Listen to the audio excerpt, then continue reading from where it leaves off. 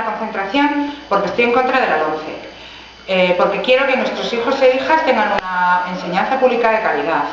La ley es una ley discriminatoria que nos hará retroceder medio siglo en la educación. Jakin ezazue gure eskola lomceri aurre egiteko ez da geratuko eskuak gurutzatuak eta horregatik gure kurikulum propioa diseinatzeko formakuntza batean gaude implikatuak klaustro guztia.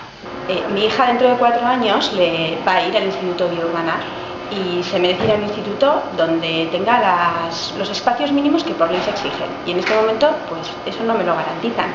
Así que no tengo más remedio que aprovechar esta oportunidad que el día 11 para pedirlo. Desde los colectivos del barrio apoyamos la movilización en defensa de los servicios públicos, especialmente educación y sanidad, porque siempre hemos luchado por tener unos servicios públicos y de calidad.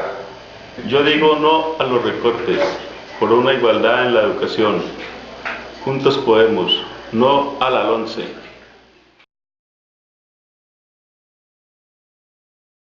Retroceso.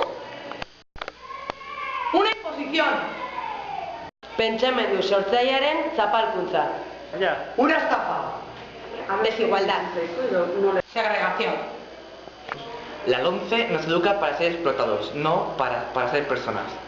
El derecho a la educación. Nos vemos todos el 11 de abril. Aukera berdintasunean oinarritutako hezkuntza baten alde. El 11 contra la LOMCE. Apirilaren 11an, 5etan, Sanduzelai elkar ikusiko dugu. Porque nuestros chiquis no caben en Ciudadana, masificación y qué.